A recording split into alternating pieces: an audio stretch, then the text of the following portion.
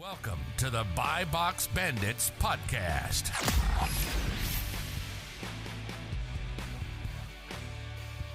What's up, everyone? Welcome back to the Buy Box Bandits podcast. Today, we're joined by Mike Michalowicz, who started several successful businesses, including selling one to a Fortune 500 company, most famously in the Amazon world, the author of the book Profit First. And we know a lot of you guys listening, and just in general with the reselling business, arbitrage business, product-based, you're having cash flow management issues, and he is the king of this stuff. So we're excited to talk about all that. So thanks for joining us, man.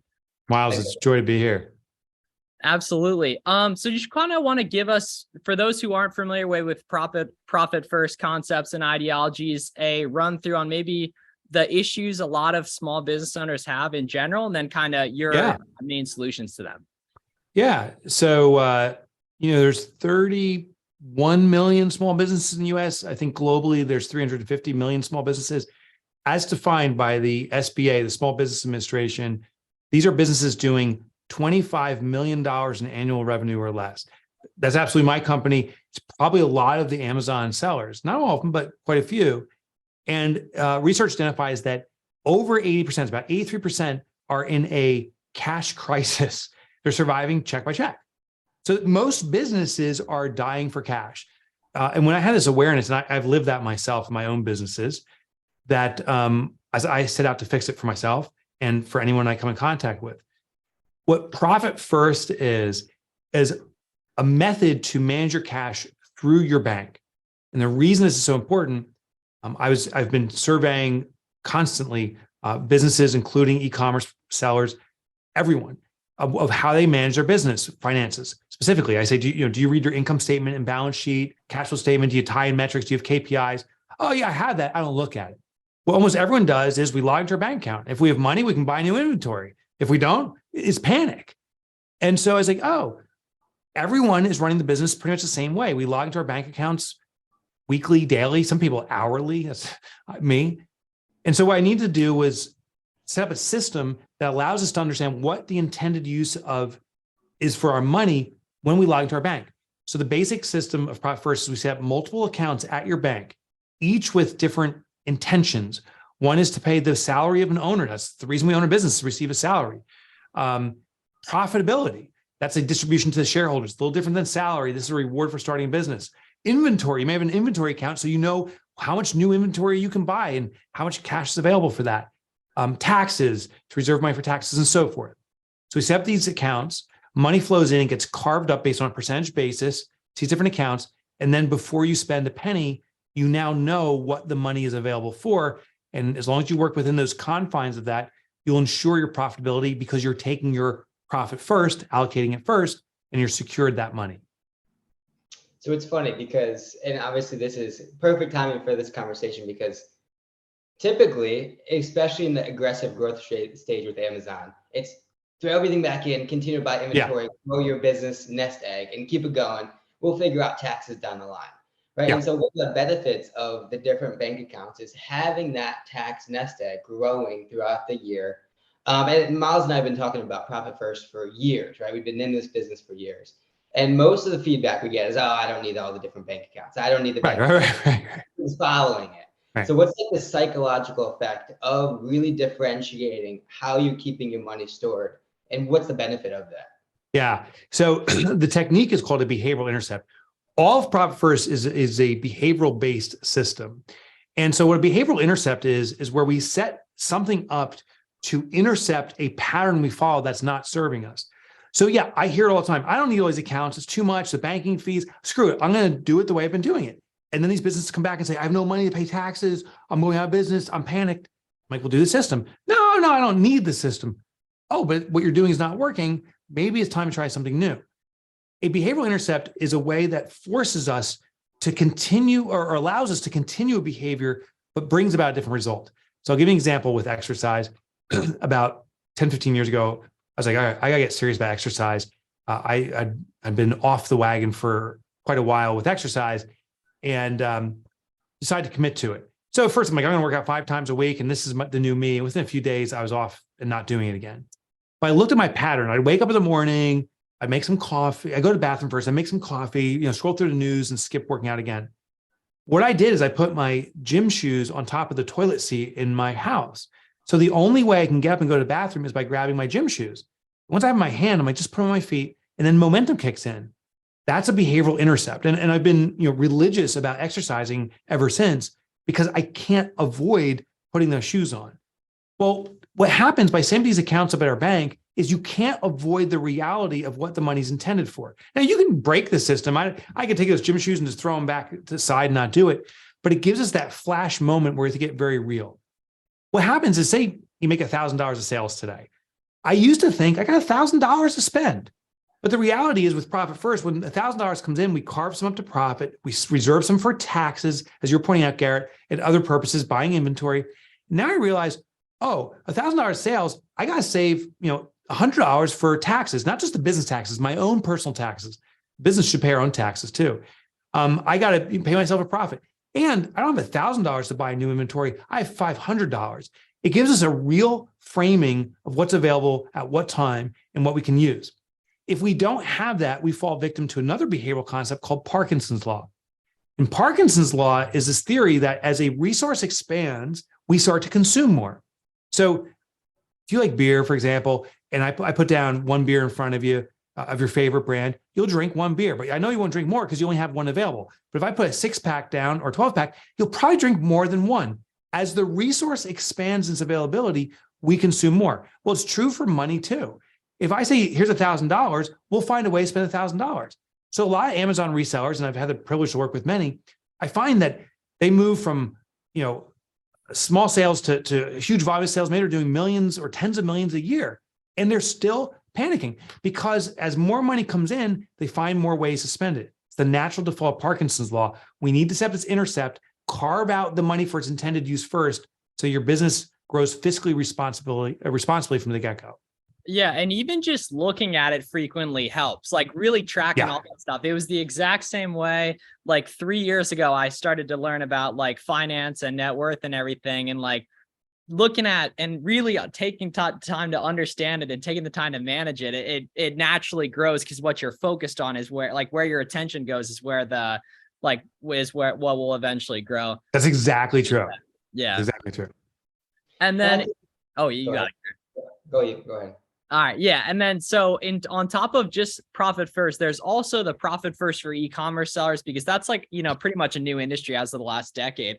Yeah. So in terms of being mainstream, and especially in like the side hustle side of things, not it being the main thing and everything, which causes people to like not as much take it seriously and everything. So how do you think Profit First ideologies are best fit in with e-commerce businesses specifically? Because that's what our audience is. Yeah. And I would definitely encourage everyone, if you want to check out a book, that's the book to start with, Profit First for E-commerce Providers, written by a friend of mine, Cindy Thomas, and we partnered on that book. And what I found is we really need to manage inventory well, and also seasonality. Those are two things I would add. So first of all, with inventory, you need to replenish inventory. Every dollar you make is not available for that. So we have to realize what's truly available. So we set up a bank account called inventory. And we designate in advance how much of our income is going to go toward replenishing inventory. Now, say I want to have a 15% profit. I'm just picking a random number on all of my overall sales. Well, what I do is as cash comes in, 15% gets allocated toward profit. And I'd allocate toward other accounts like taxes and so forth. That may leave 60%, 50% for inventory replenishment. Then when it comes to buying inventory, we work with that 50%. Now, part of the power here is because it's not $1,000 of deposits that goes to your inventory, maybe it's only $500, it starts to force innovation. The most common feedback I get from e-commerce providers, Amazon sellers is, I'm in the growth game, baby. I just want to grow. I'm like, okay, that's wonderful. But growth does not come from spending money. Growth comes from innovative thought in how you spend your money.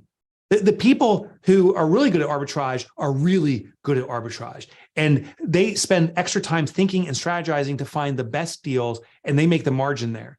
But when we have excess money, it's like, I can get the inventory. It's a little more expensive perhaps than other choices, but I can just get it now.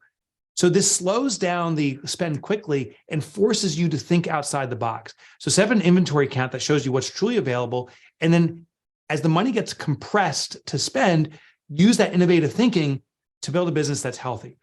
And the last thing on the inventory concept is if you don't have enough money to buy inventory, there's something wrong fundamentally with your business. Because if you want to have that profit, if you want to pay yourself, if you don't want to worry about taxes, you must work within these parameters. So we need to fix the business. We don't need to spend more. The other thing is seasonality. So holiday season for many Amazon sellers I've worked with, they make the boon of cash starting in October till January, and it dries up for some of them. So in a case like that, we set up an account called a drip account. The realization is, let's pretend we make all our money in December, just hypothetically. All the money comes in December. The reality is that money in December needs to cover us for the entirety of a year. So what we do is all that income comes in, we put into an account called drip, and then every month we take out 1/12 of that money and recognize as income so it can support us throughout the year. Now that's a simplified version. There's a little more complexity to it because there's a lot more demand. You probably have a lot more expenses during that time, but roughly you carve up that money to cover you throughout the entire year. Gotcha. Yeah, I mean, the underrated aspect is constraining that inventory pool is just going to make us so much more specific with the inventory we're purchasing. Right. That's right. That's right. And you're going to negotiate better because it's the hard forced reality. This is what you got. And what can you do?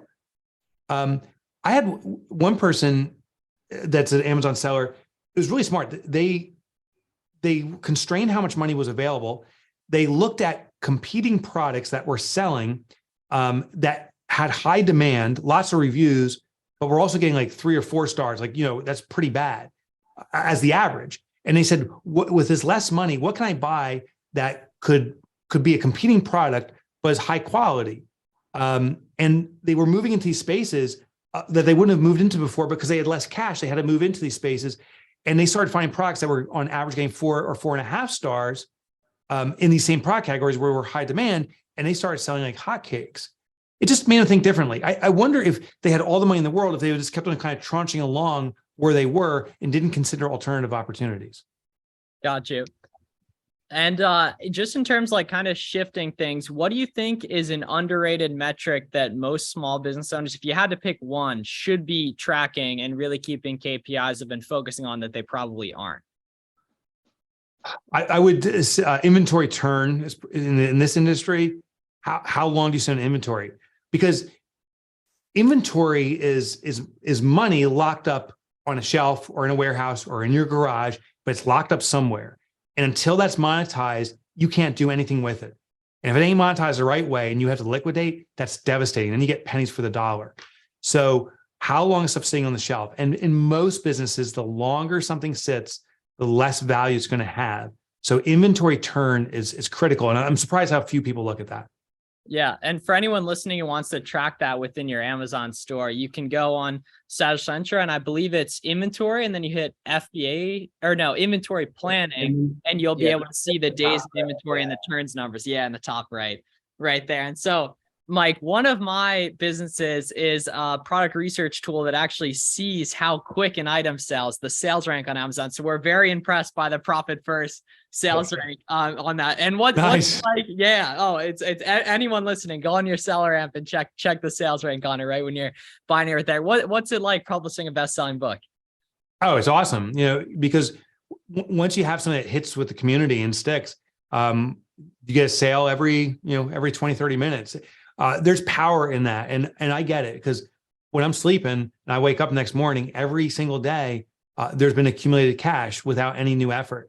So I think the power is create something once and then allow it to survive and sustain without any active input. Now, I'm marketing, like, listen, we're doing now, and I'm so grateful, Miles and Garrett, to you guys for allowing me to do this. It gives more exposure. There's a flywheel spinning, and I got to keep putting some energy into it. If I just walked away, it'll fade out over time, but it takes less and less effort now. The market starts carrying it. So it's an amazing way to have impact, and it's an amazing way to support continual income. Yeah. And that's what I've learned just the past couple of years, like starting to make a little bit more progress each year business wise. Like the difference between good and great is like so significant, but the output can be so drastic once people start telling their friends. And that's what we're trying to do with the podcast, is make it good enough that people are telling their friends about it. That's exactly what happens, right? And then it explodes, and it's almost out of your hands. It's a beautiful thing. Absolutely. So I see some of the other books that you've written in your background there. Is there a second book, keeping in mind our audience is Amazon sellers, that you would suggest them move to next after Profit First? Yeah, probably. Well, one of two books, probably Clockwork. I just re-released that in a revised and expanded edition. It's all about the efficiencies behind the scenes. If you have a team, even if your team's a few virtual folks, how do you get them engaged, really devoted to the business and elevating it? How do you get the most out of your team and your systems? The other book maybe is The Pumpkin Plan. And the Pumpkin Plan was a rendition of the Pareto principle, the 80-20 rule. And what I was looking at was what gets a consumer base activated over a product or a service? What gets them so engaged that they start carrying the momentum, they start marketing it for you? And that's what the Pumpkin Plan is about. The analogy is I studied colossal pumpkin farmers and found they changed the growing process just by a little bit, and a colossal pumpkin responds with colossal growth. Same thing in our business. There's usually a few changes we need to make, and it'll trigger that growth organically. Absolutely. And then in terms of just like where you see opportunity right now, just with like accounting and stuff, what are the first few steps for the Buy Box Bandit listener who has no idea what they're actually making? They're on that flywheel that a lot of people are in, a lot of small business owners in America are in. What's the first steps in terms of just fixing cash flow overall and then implementing profit first? I'll give something that's really easy. And I would suspect your listeners within 24 hours can bring about sustained profitability in two simple steps. So step one is whatever bank you work with today, give them a call, go on the site, drive on over, whatever, but set up one account, only one, make it a business savings account and call it profit. That's step one. Step two is allocate only 1% of any inbound cash. So any deposits, take 1% and transfer into your profit account and never touch it. It never goes to inventory. It just sits there until the end of every quarter. Take out that money and give it to yourself as a reward. A couple of things will happen. First of all, this triggers a dopamine response because you start seeing profit, perhaps maybe for the first time ever, accumulating. Money that's going to go to you. So it starts building the muscle. Secondly, you start realizing that you can operate your business off of 99% of deposits. Maybe you can do it off 98 or 97. And over time, you may roll out the entire profit first system. So I think within 24 hours, you can start being profitable. You're not going to get rich quick, but you'll be profitable immediately. And that will build the momentum toward the wealth that you desire. Wait, making a business, you're not getting rich the next day? I thought. Crazy, man. Yeah. We're well Yeah. I know, right? I've tried. I've yet to find that business. Having worked with so many business owners, probably of all different calibers over the years, can you attribute one or two general similar characteristics in terms of what makes a successful business owner? Yeah, for sure. Hands down, the most common success factor I see is that the business owner sees a greater purpose in their business beyond just making money. And I can see this in any business, that they link it to something that is meaningful to them.